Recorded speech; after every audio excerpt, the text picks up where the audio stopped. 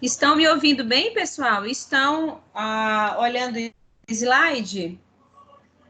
Alguém responde, por favor? Estão me ouvindo bem? Sim, Estão professora, visualizando o tá slide? ótimo. Ótimo, então vamos lá. Nosso assunto de hoje é sobre arritmias. Então, as arritmias, elas são definidas como quem? Ritmos cardíacos, tá? E esses ritmos cardíacos, quando você tem uma arritmia, eles são ritmos cardíacos não regulares. Eles são irregulares. E a gente divide esse ritmo cardíaco em o quê? Fibrilação atrial, taquicardia, bradicardia e bloqueio de condução atrioventricular. Então, agora a gente vai falar de cada uma dessas arritmias. Na aula passada, eu falei para vocês da bradicardia. Eu até dei o exemplo de uma pessoa muito próxima minha, lembram? Quem estava presente ouviu meu exemplo, o exemplo que eu dei sobre a bradicardia, tá? Então, vamos adiante estudar cada uma delas. O que seria atrial? A fibrilação atrial, ela é considerada a risco comum que existe em adultos e idosos.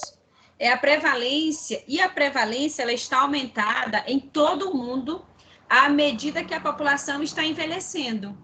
Então, ela é muito rara em bebês e crianças. Ela é mais comum com o avanço da idade, tá? A taquicardia é a arritmia mais frequente que existe e ela se refere a ritmos ventriculares, ou seja, a estímulos que são originados nos próprios ventrículos, tá?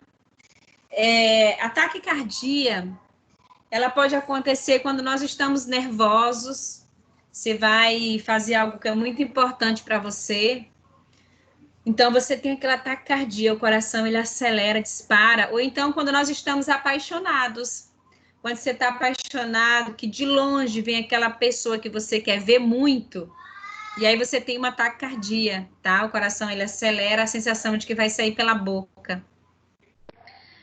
Não necessariamente ela é ruim, mas ela responde ao seu estado emocional. Quando nós estamos nervosos, tá? Ok? Então, as consequências hemodinâmicas da taquicardia ventricular dependem de quê? De muitos fatores, como o quê? A frequência da taquicardia ventricular, a fração de ejeção do ventrículo esquerdo, tá bem? Se acontece diariamente, depende muito disso. Quando ela acontece, quando nós estamos nervosos, ansiosos, em um momento ou outro, isso pode ser puramente emocional, não necessariamente uma patologia. As taquicardias, elas são provocadas por mudanças nos mecanismos, tá? Mecanismos esses que são celulares básicos, como alterações em função do automatismo aumentado, quando a fase de despolarização está aumentada, que a gente chama de quem? De síndrome, tá? De Wolff-Parkinson. Wolff-Parkinson-White, tá bem? Então, quando está aumentado, já existiu um pesquisador que pesquisou sobre isso e atribuiu o seu nome, tá? Existe uma conexão acessória, além do nodo atrioventricular, essa via acessória, ela vai excitar o ventrículo, tá bem? E uma vez ela excitando o ventrículo, ela vai provocar o quê? Provocando, então, um intervalo mais curto, ou seja, o tempo para o estímulo sair do átrio e chegar até o outro ventrículo, ele está diminuído. Eu expliquei para vocês que na semana passada, isso tudo funcionava de forma sincronizada, quando um abria, o outro fechava, entendeu? Com uma espécie de válvula. Então, quando você tem a síndrome de Wolff, que é como se chama comumente, esse tempo ele está mais curto de um para o outro, não está sincrônico, tá?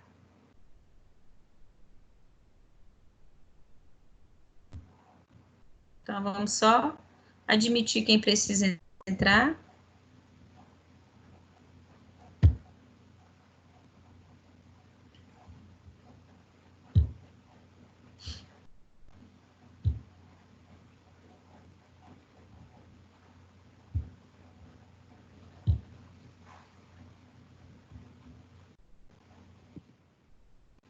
Então, a bradicardia. O que é a bradicardia? Eu falei até, inclusive, na semana passada da bradicardia. Ela é considerada uma frequência cardíaca menor que 60. Menor que 60 batimentos por minuto. E pode ser dividida em fisiológica e pode ser também patológica, tá? O adoecimento. No caso da bradicardia fisiológica, é encontrada em quem? Em atletas, tá? Sendo resultado de um aumento de atividade parasimpática e da redução do estímulo simpático basal. Enquanto a patológica, a bradicardia patológica, ela vai ser o resultado de uma síncope, tá? Quando nós desmaiamos ou nos sentimos mal, o que acontece conosco? É a bradicardia, a síncope, ela está associada à queda da pressão, tá? E ela está constituída, associada a quem? Tontura, vertigem, confusão, devido a um comprometimento onde? Na perfusão cerebral, no caso de um débito cardíaco baixo, ou pode ocorrer por fadiga, intolerância ao exercício, ou insuficiência cardíaca congestiva. Então, ela pode acontecer de duas formas, a fisiológica, que não necessariamente é uma doença, e a patológica, que pode ser um problema cardíaco instalado, tá bem? O bloqueio de condução atrioventricular, o que é isso? O bloqueio de condução atrioventricular, ele pode ser dividido em 3 tipos. Só um pouquinho, vamos só admitir quem precisa entrar.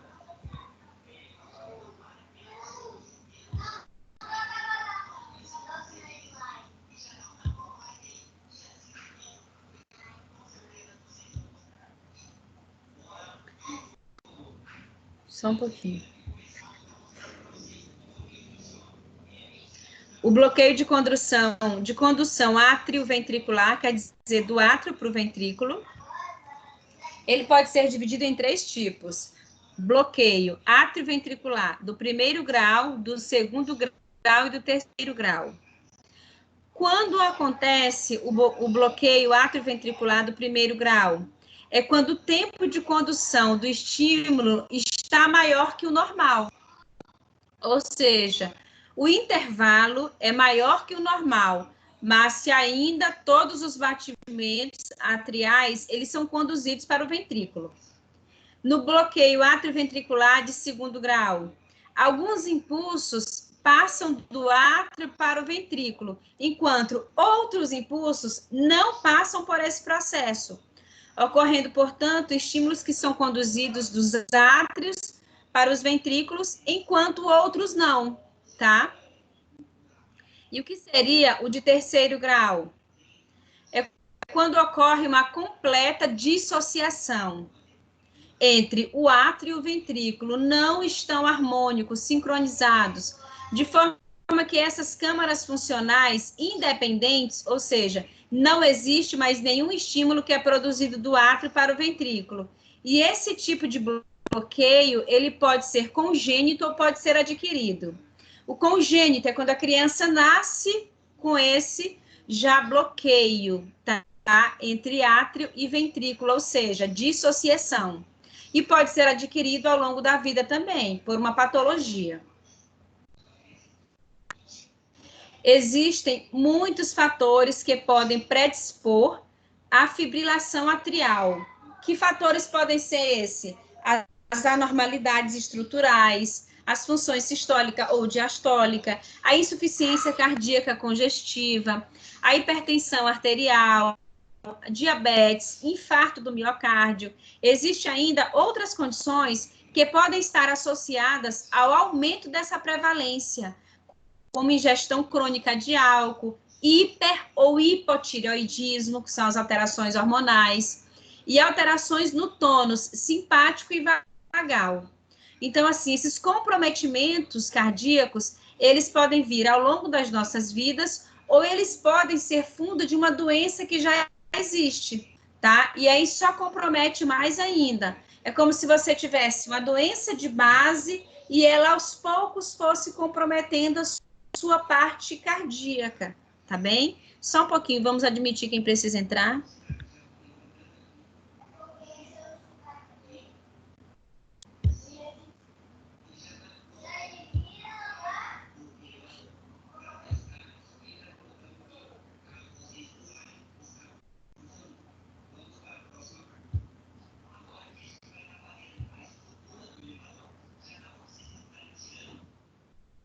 Então, quando a gente chama bloqueio congênito, é aquele que vem, né, o nascimento, a criança nasce com esse bloqueio. Ele pode ser resultado de uma anatomia anormal, devido a um bloqueio abaixo do nodo atrioventricular.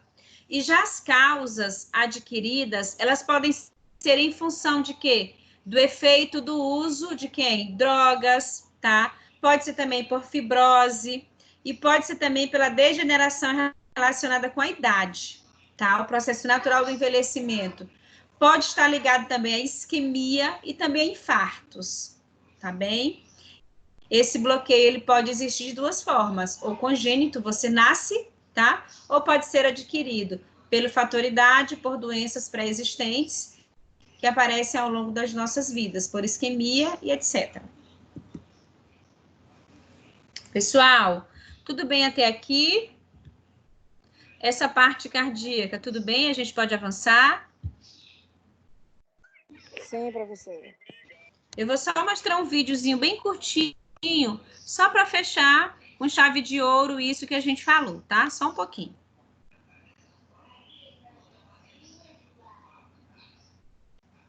Vou só fechar aqui porque eu vou abrir o vídeo, já volto, só um pouquinho.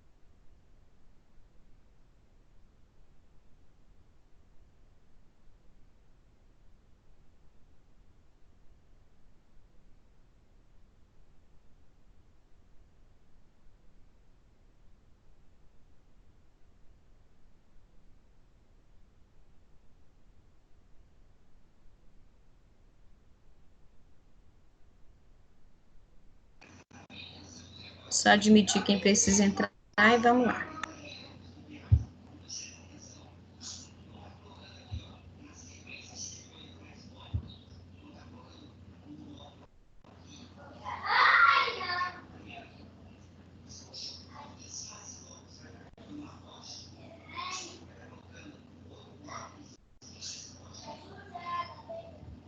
Só um pouquinho, por favor.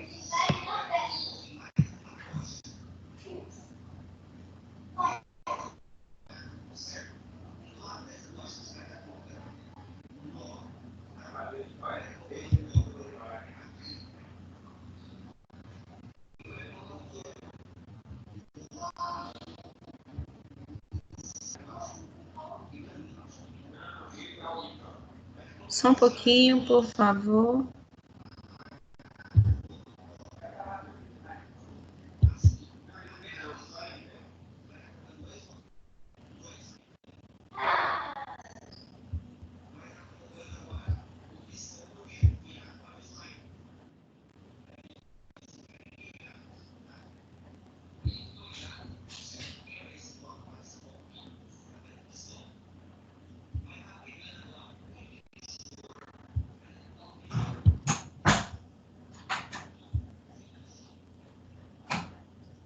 Só admitir quem precisa entrar.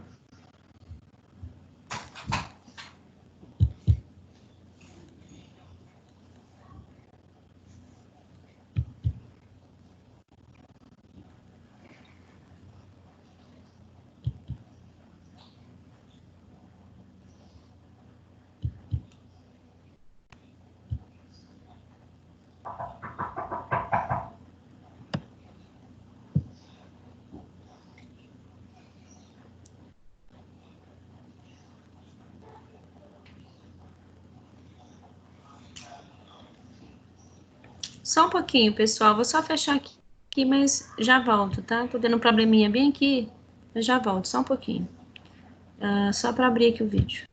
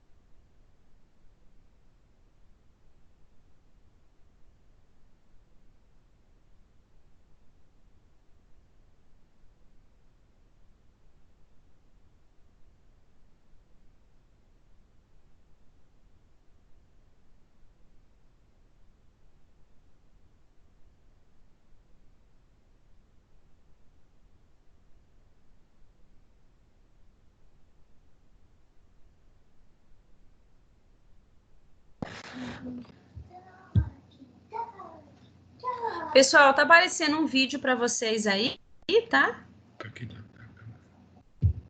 Pessoal, tá aparecendo um vídeo para vocês? Ah, professor. Não ou tá? Pra mim, não. Não. Não, né? Não, diz que tá. Tá aparecendo um vídeo para alguém sobre arritmia, o vídeo? Apareceu e parou. Tá bom, já entendi. Aí, pronto, agora vai dar certo.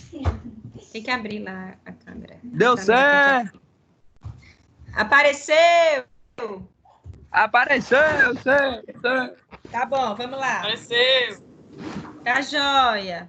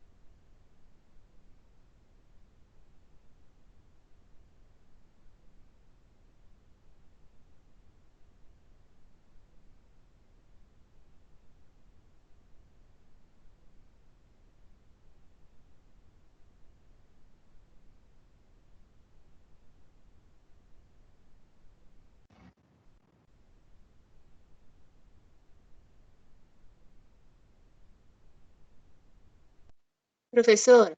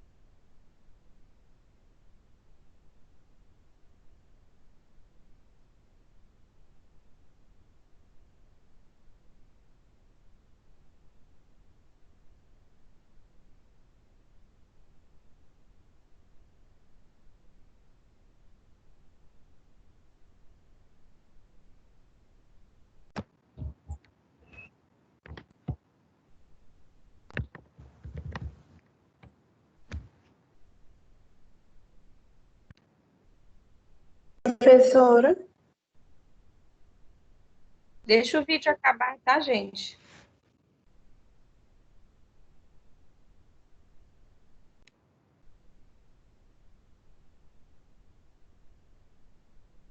É porque não tá saindo áudio, tá saindo nada. É isso mesmo, né?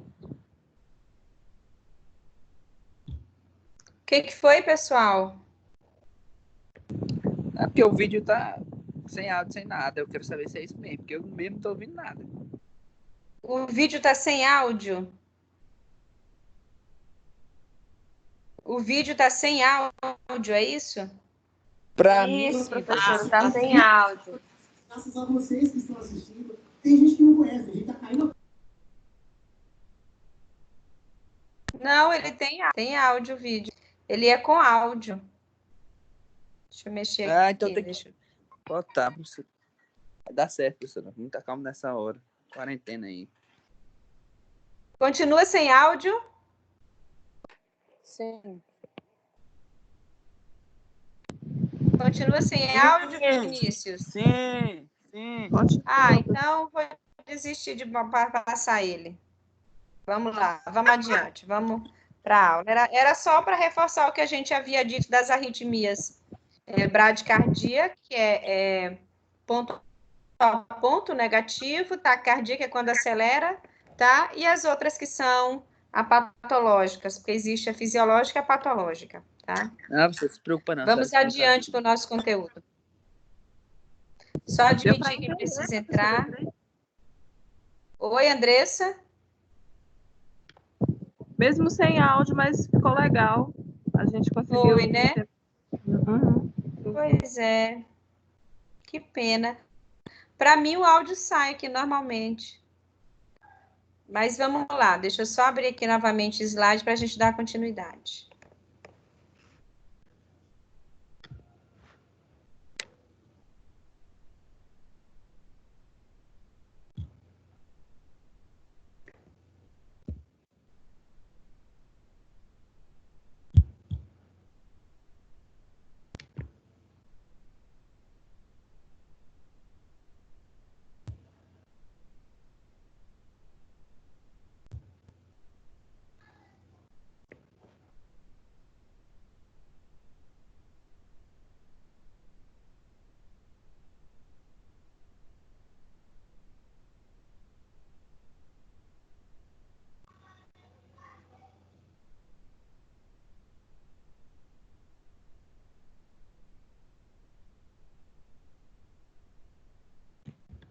Só um pouquinho, vamos lá, vamos continuar de onde nós paramos.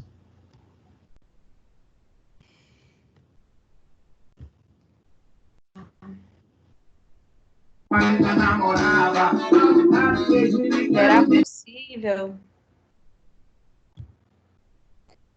Gente, por favor, desliguem tá os bom. microfones de vocês. Por favor, vamos lá, vamos continuar.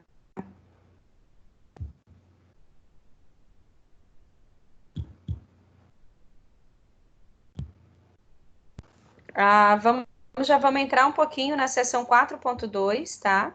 A gente só vai entrar nela mesmo, que a gente tem uma proposta para vocês, para ainda hoje. Vamos lá. Estão me ouvindo? Estão vendo o slide? Sim. Ótimo.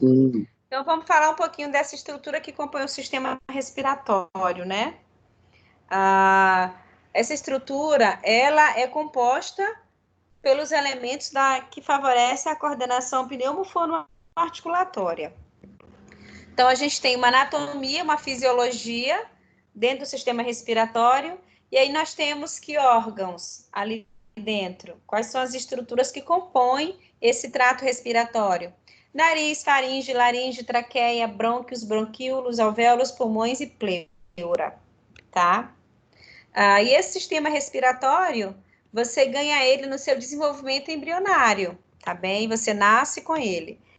Se você nasce, por exemplo, com uma fissura lábio-palatina, você nasceu, então, com um comprometimento nesse sistema, em estruturas desse sistema respiratório, que pode ser nariz, palato, né? Palato duro, palato mole, tá bem? Aí depende da extensão dessa fissura.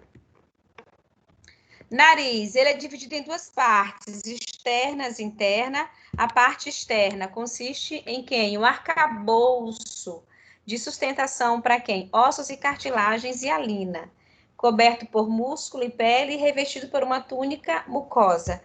Aqui a gente tem a figura, a imagem do nariz, tá? A cavidade nasal, ela está ligada à cavidade oral, tá bem?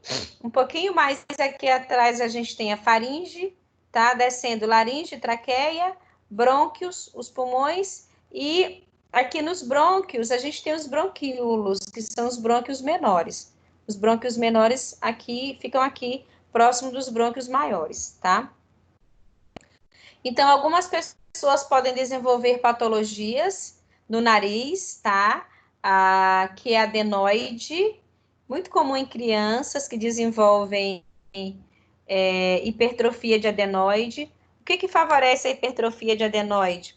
Pode ser recorrência de crises alérgicas ou recorrência de quadros de resfriados, tá bem? A secreção que acumula no nariz cai na garganta, acaba gerando uma hipertrofia de amígdala, tá bem?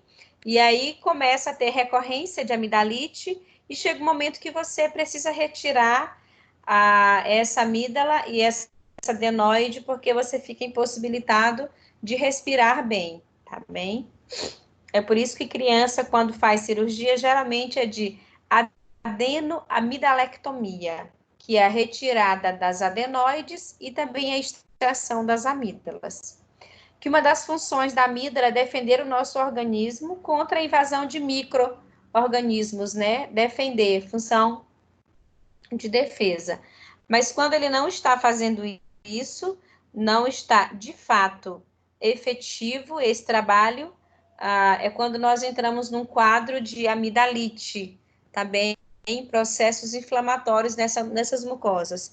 E aí a gente precisa avaliar, se for quadros recorrentes, se você tiver em média 7 a 8 crises no ano, a recomendação é que você faça a retirada dessa amígdala, porque ela não está fazendo o papel que deveria fazer, que é de defesa do organismo, tá? Uma vez sendo retirada, você tem outras mucosas no seu organismo, outros órgãos que vão atuar como defesa, também. O que não pode é deixar você com crise recorrente de amigdalite, porque isso pode se instalar febre reumática. E a febre reumática você ganha ela de brinde por conta da amigdalite e ela se instala o resto da vida. Tá bem?